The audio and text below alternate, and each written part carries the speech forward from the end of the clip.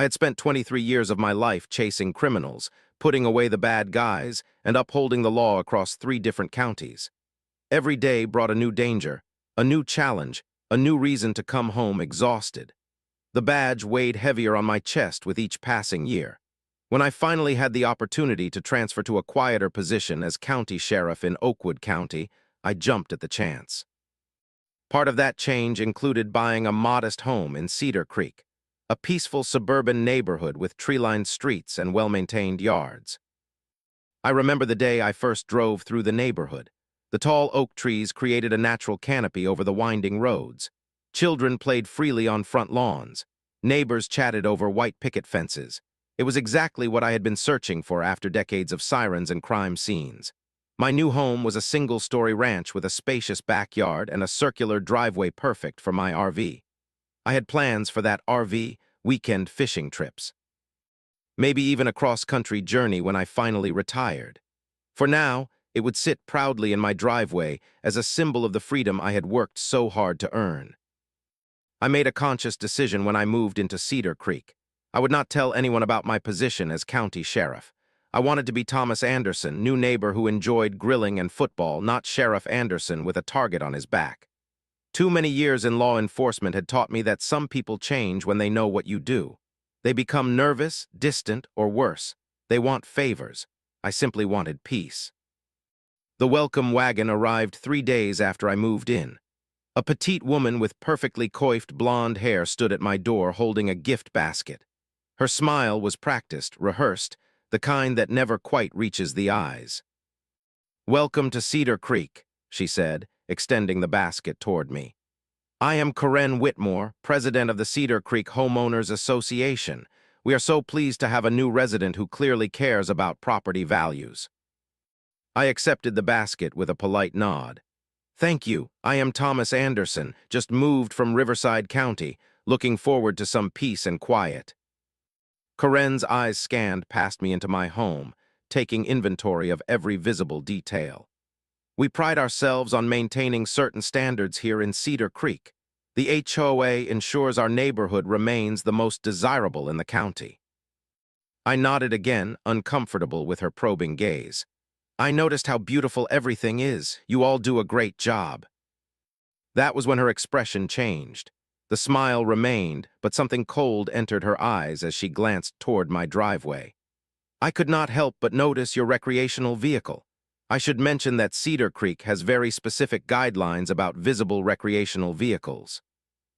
I followed her gaze to my newly purchased RV.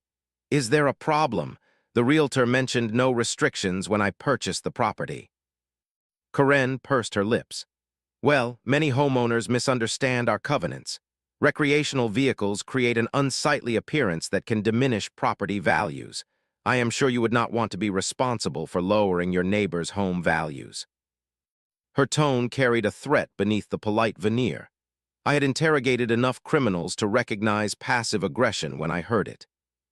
"I will review the HOA documents," I replied evenly. "Thank you for bringing it to my attention." She handed me a thick binder. "Our complete bylaws, please familiarize yourself with them. We do enforce violations quite seriously here." She leaned in slightly. "Some residents learn the hard way that Cedar Creek values compliance. I would hate for your transition to be difficult." After Karen left, my next-door neighbor, Bill Jensen, a retired postal worker in his 70s, wandered over as I unpacked my grill. "I see you met the Queen Bee," he said with a knowing smile. "Karen, yes, quite the welcoming committee." Bill lowered his voice. "Watch yourself with that one. She runs this place like her personal kingdom.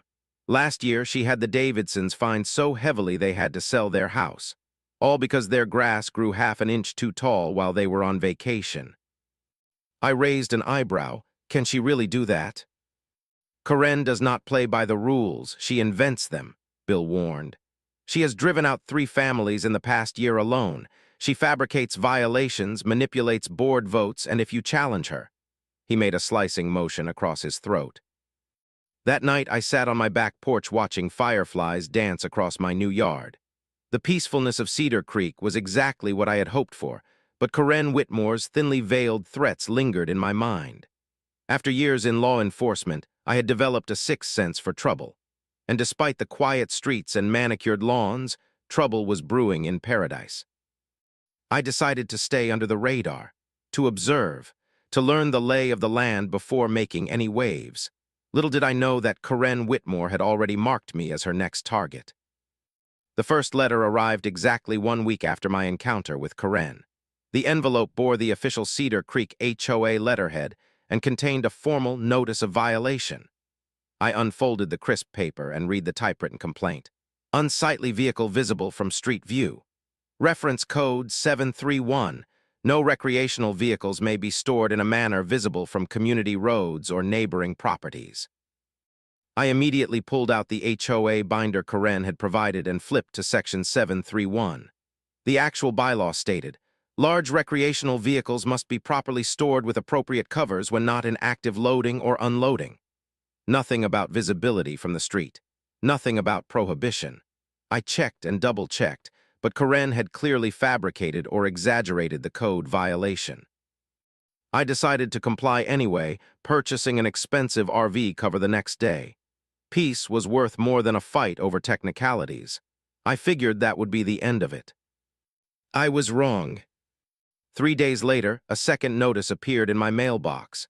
This one cited me for improper landscape maintenance, with a reference to a bylaw about hedge heights. My hedges were freshly trimmed by the previous owner before I moved in. By the end of the week, I had received 5 separate violation notices, each more absurd than the last.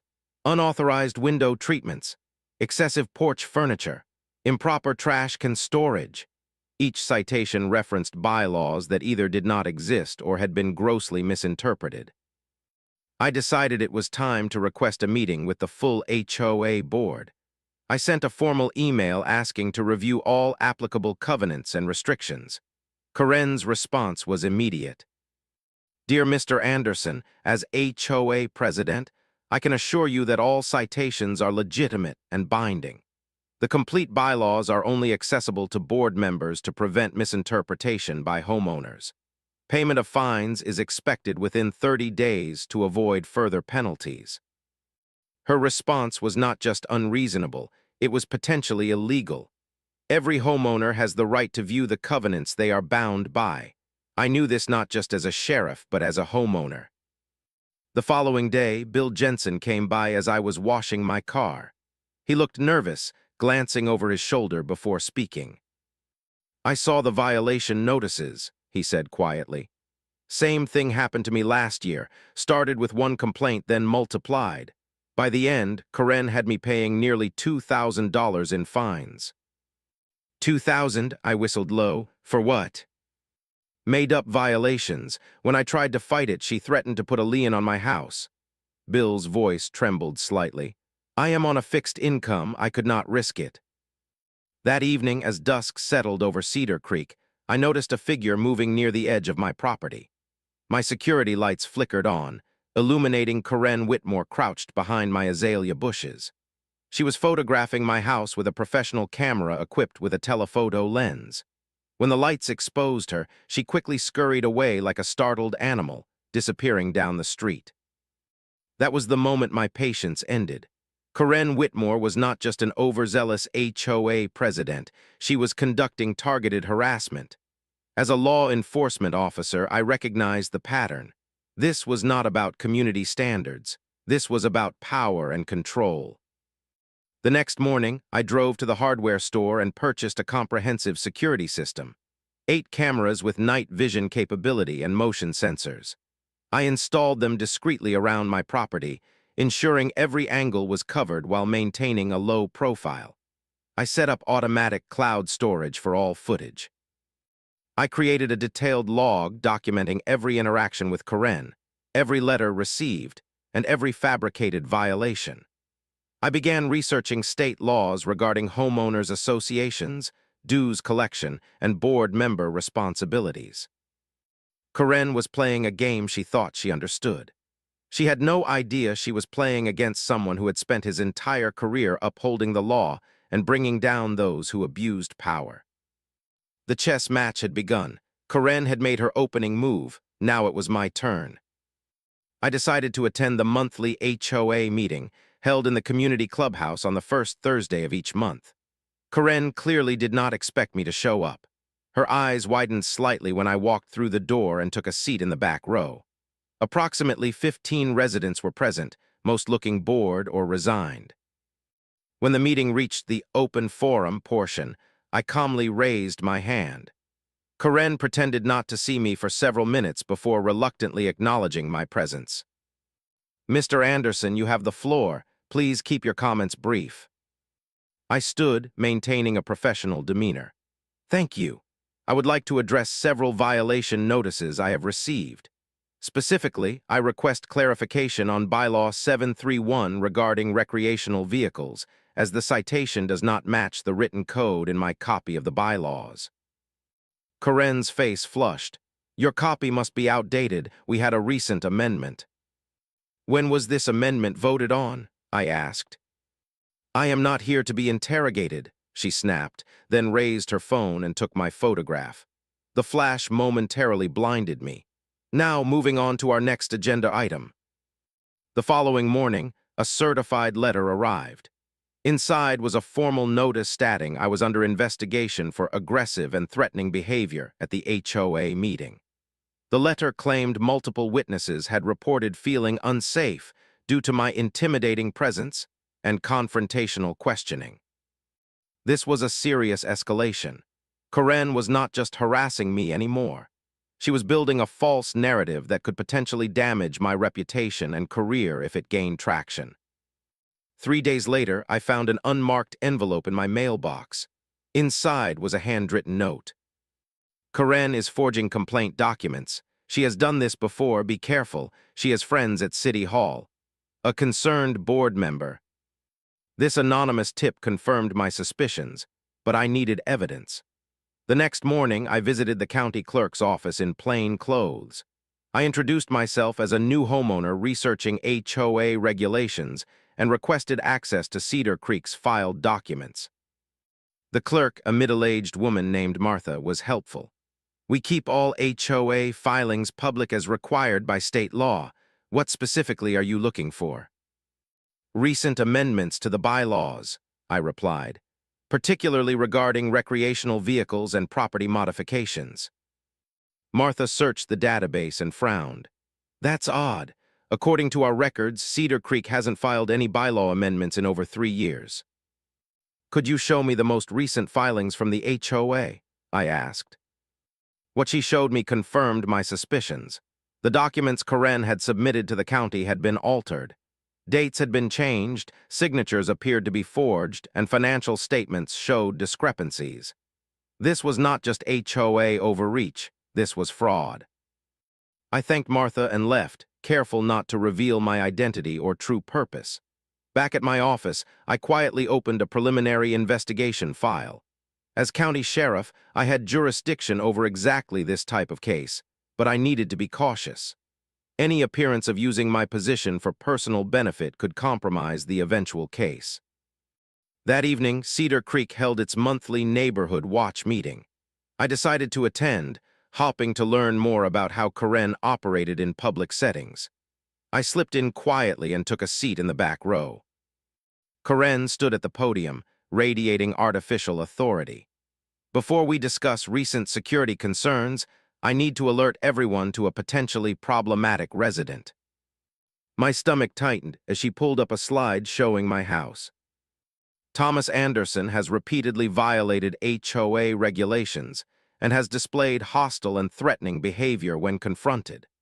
We encourage everyone to report any suspicious activity around his property and to avoid direct confrontation, as he has shown signs of aggression."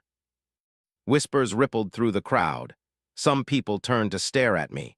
Karen continued, her voice dripping with false concern. "We are considering legal action to protect our community standards and resident safety." I remained perfectly still, my face expressionless. In 23 years of law enforcement, I had faced down armed criminals with less audacity than Karen Whitmore. She was publicly defaming me, creating a false narrative designed to isolate and pressure me into compliance. As I walked home after the meeting, several neighbors crossed the street to avoid me. Others whispered behind their hands. Karen had successfully painted me as a neighborhood menace based on absolutely nothing. The tension had reached a boiling point. Karen had escalated beyond harassment into something more dangerous. She was attempting to turn an entire community against one of its members through lies and manipulation.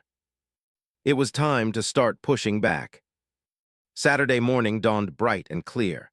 I was in my garage organizing fishing gear for an upcoming trip when I heard a vehicle pull into my driveway. Through the open garage door, I watched a white SUV with "Community Enforcement" printed on the side in blue lettering. The vehicle had no official government markings, no county or state insignia, and no license plate identification numbers that would indicate legitimate law enforcement. Two men emerged wearing dark blue uniforms that resembled police attire but lacked proper badges, name tags, or department patches. Instead, they wore embroidered patches reading Cedar Creek Enforcement Division, an entity I knew did not legally exist. 23 years in law enforcement had taught me to recognize authentic uniforms and equipment. These men were wearing costumes, not official gear. Their belts held handcuffs and what appeared to be pepper spray, but no service weapons or proper restraint equipment. I stepped out of my garage, keeping my face neutral. "Can I help you, gentlemen?" The taller of the two men stepped forward. "Thomas Anderson." "That is correct."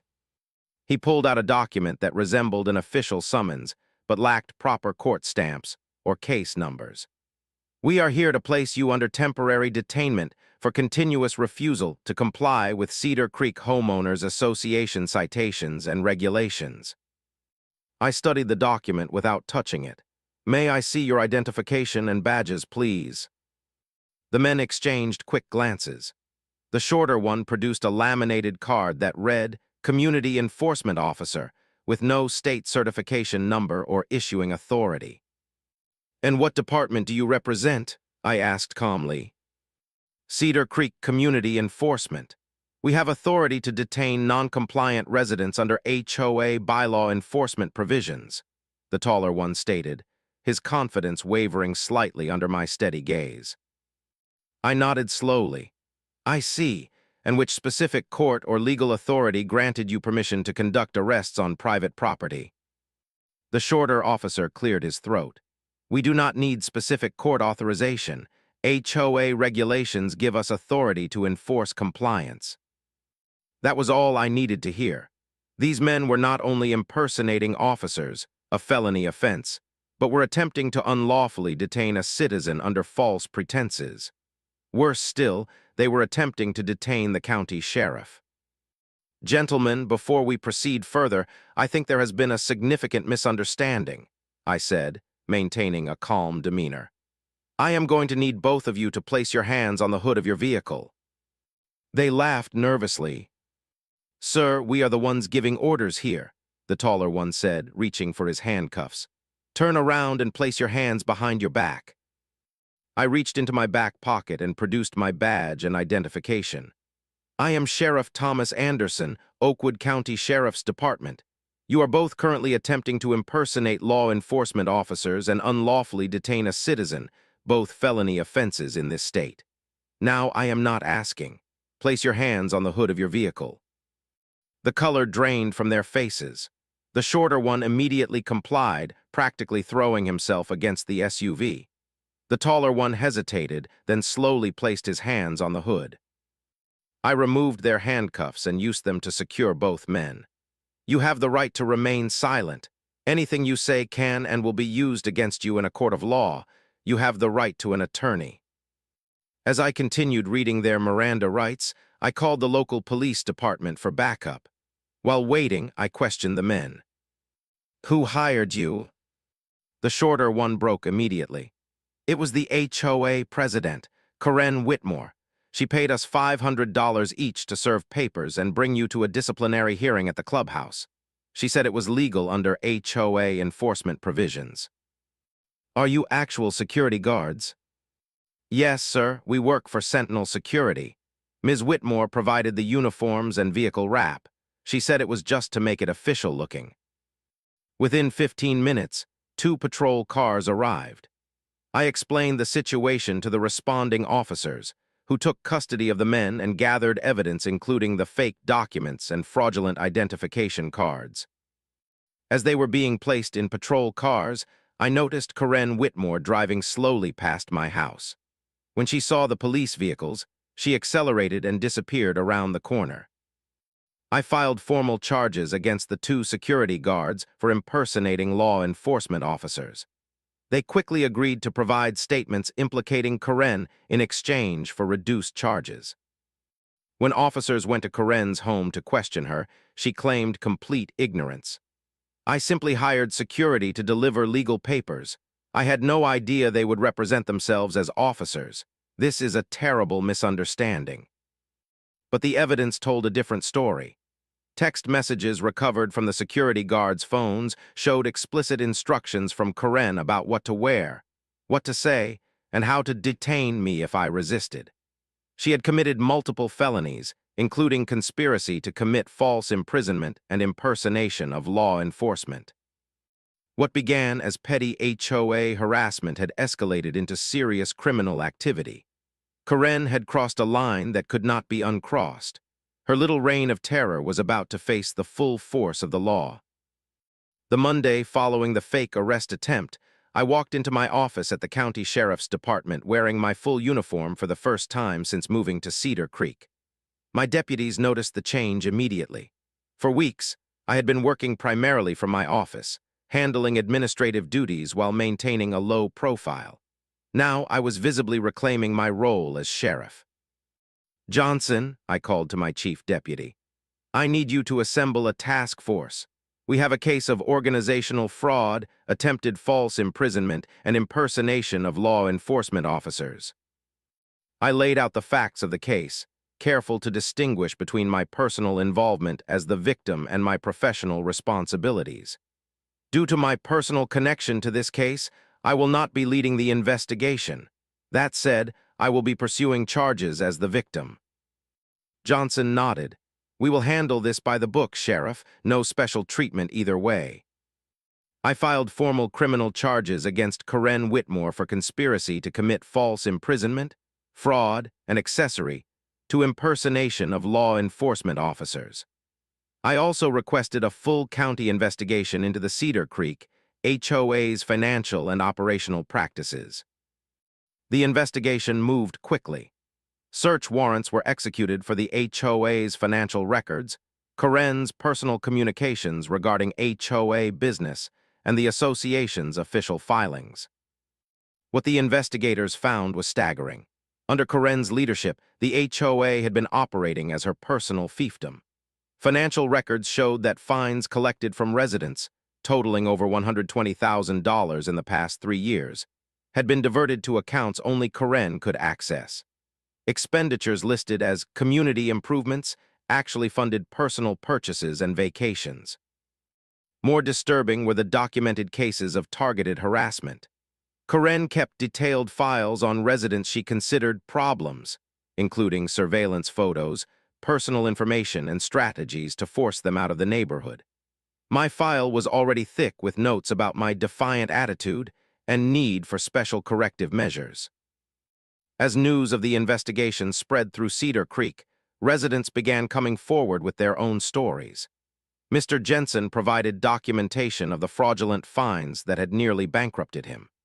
The Davidsons, who had been forced to sell their home the previous year, provided evidence that Karen had deliberately damaged their property to create violations. Karen attempted to shift blame to other board members, claiming she was just following established procedures. But her fellow board members, sensing the sinking ship, quickly turned against her. They provided emails, text messages, and recorded meetings showing Karen had bullied, threatened, and coerced them into supporting her actions. She told us we would be personally liable for HOA debts if we did not vote her way, one board member testified. "Most of us are retirees. We could not risk losing our homes." 10 days after the investigation began, Karen was served with both a restraining order prohibiting her from contacting me or entering my property, and a criminal summons to appear in court on multiple felony charges. The community's reaction was swift and decisive.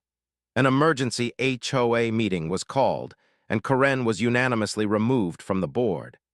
Residents who had once feared speaking out now openly shared their experiences of intimidation and harassment. She threatened to report my disabled son's therapy dog as a violation, one tearful mother recounted. She said she would have animal control take him away if I spoke against her at meetings. She photographed my teenage daughters in our backyard pool and claimed their noise and attire violated neighborhood standards, another resident added. When I confronted her, she threatened to call child services with false claims. Story after story emerged, painting a picture of a neighborhood held hostage by one woman's abuse of power. What had begun as my personal battle had evolved into a community's liberation. Karen attempted damage control, sending a neighborhood-wide email claiming she was being persecuted for upholding standards, and that she was the victim of a vendetta by a resident with connections. Few believed her. The evidence was too overwhelming, the pattern too clear. As the court date approached, Karen became increasingly desperate. She was seen removing boxes of documents from the HOA office late at night. She made tearful phone calls to board members begging for support. She even attempted to access my personnel files at the sheriff's department, only to be turned away and reported. The walls were closing in around Karen Whitmore, and she knew it. The neighborhood that had once been her kingdom was now united against her reign of terror. The county courthouse was packed on the morning of Karen's hearing. Residents of Cedar Creek filled every available seat, with more standing along the walls. Some had brought documentation of their own grievances, hoping to share their stories with prosecutors. Others simply wanted to witness the downfall of the woman who had terrorized their community. Karen entered wearing an expensive suit and a martyred expression. She walked confidently to the defense table, accompanied by an attorney known for representing wealthy clients in white-collar cases. She pointedly avoided looking at the gallery of neighbors watching her every move. When the bailiff called the court to order, Judge Michaels entered and surveyed the crowded room with raised eyebrows. "I see we have quite the audience today," he remarked. "Let me remind everyone that this is a court of law, not a public forum. Outbursts will not be tolerated." The prosecutor, District Attorney Sarah Jenkins, presented the state's case methodically, laying out the evidence of Karen's years of financial fraud, harassment, and culminating in the criminal attempt to have me falsely detained. "Your Honor, Ms. Whitmore did not merely abuse her position as HOA president," Jenkins argued. "She systematically created a climate of fear, used her position to commit financial fraud, and ultimately conspired to have a resident falsely imprisoned by individuals impersonating law enforcement officers." Karen's attorney countered with claims that she had been overzealous but well-intentioned, and that she had been unaware that the security guards would present themselves as officers.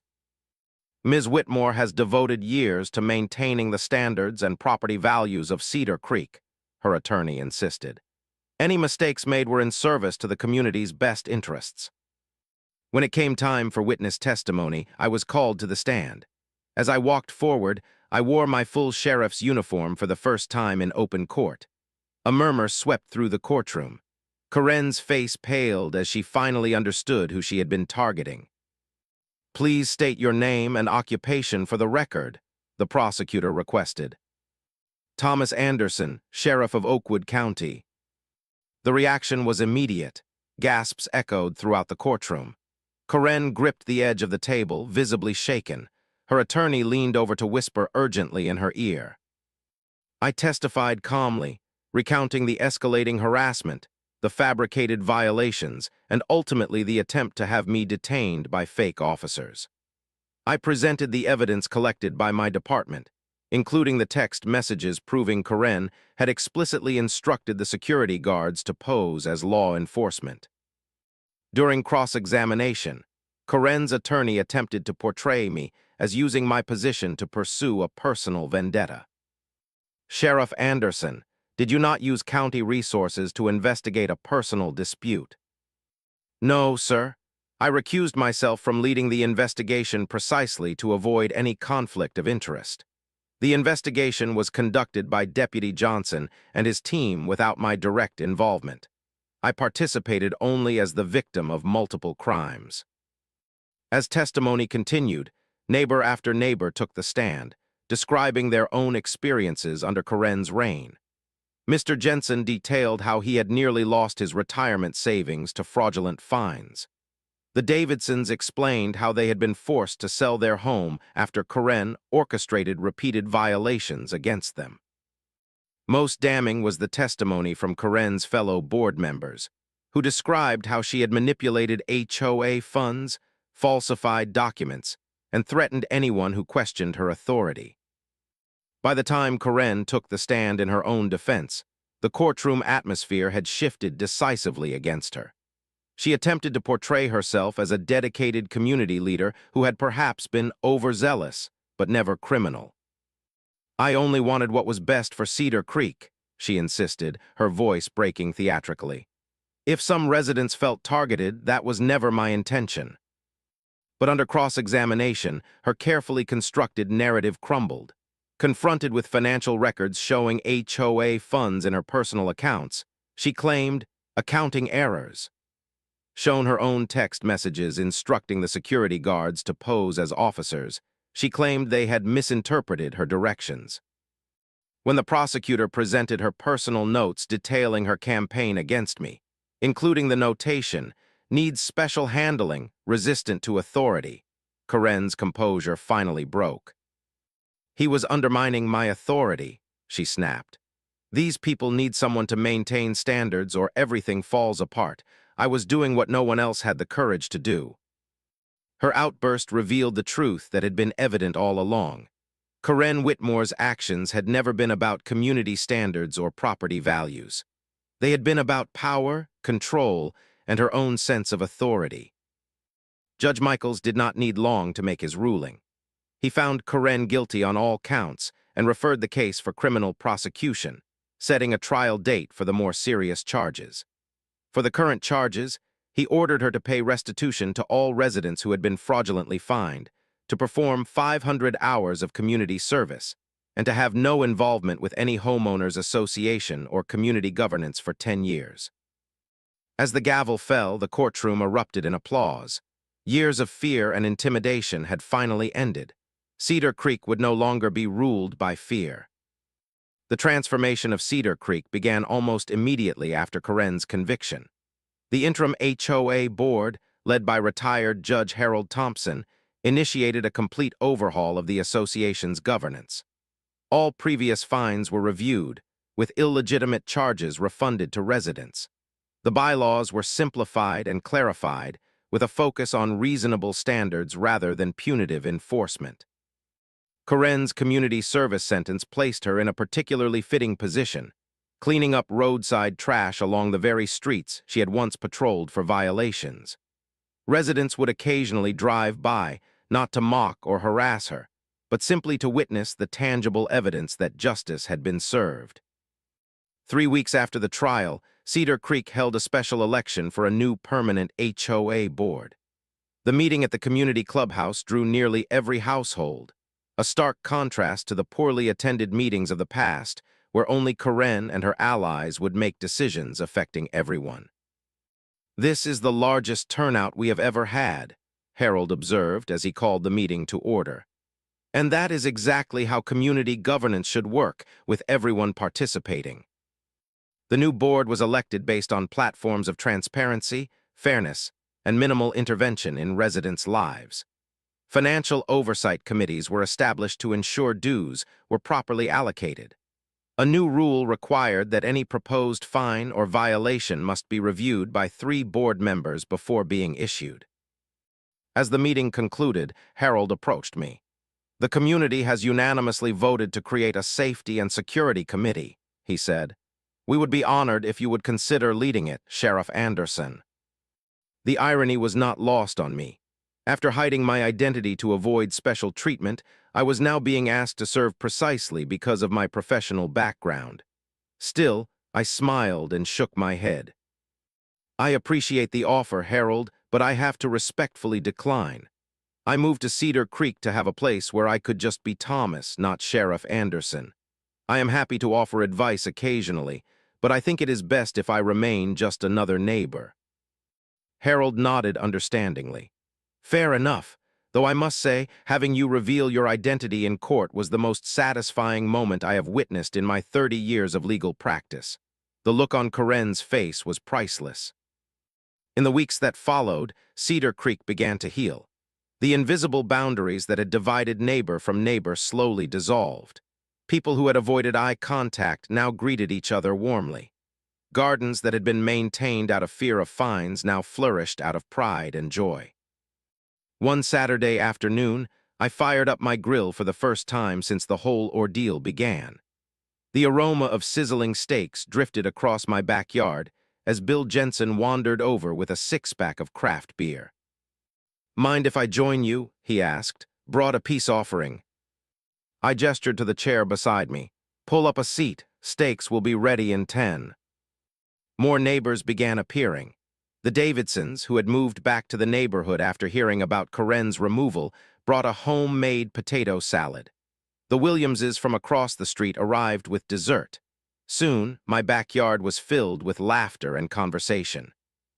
"You know," Bill said quietly as we watched children playing tag across multiple connected yards, 2 months ago, those kids would have been cited for unauthorized use of adjacent properties. Look at them now." I nodded, taking in the scene. Communities aren't built on rules, they're built on relationships. As the evening wound down and neighbors drifted back to their homes, I found myself alone on my back porch. The sounds of Cedar Creek at peace surrounded me, distant laughter, the gentle thump of a basketball on concrete, dogs barking playfully. This was the neighborhood I had hoped for when I first drove down these tree-lined streets. The following morning, I received one final letter bearing the Cedar Creek HOA letterhead. For a moment, old anxieties surfaced. But when I opened it, I found a simple thank you card signed by dozens of residents. "For giving us our neighborhood back," it read. I walked to my home office and opened the bottom drawer of my desk. Inside was a folder containing every harassing letter Karen had sent, every fabricated violation, every piece of evidence I had gathered during those tense months. I added the thank you card to the top of the pile and locked the drawer. Some battles are fought with weapons and tactical gear. Others require patience, intelligence, and an unwavering commitment to justice. In my 23 years wearing a badge, I had faced down armed criminals and dangerous situations. But it was here in peaceful Cedar Creek that I had fought one of my most important battles, not just for myself, but for an entire community held hostage by one person's abuse of power. As I watched from my front porch as an elderly couple walked hand in hand down the sidewalk, nodding and smiling in my direction without fear or hesitation, I knew that the long arm of the law had once again reached exactly where it needed to go. And this time, it had brought not just justice, but peace.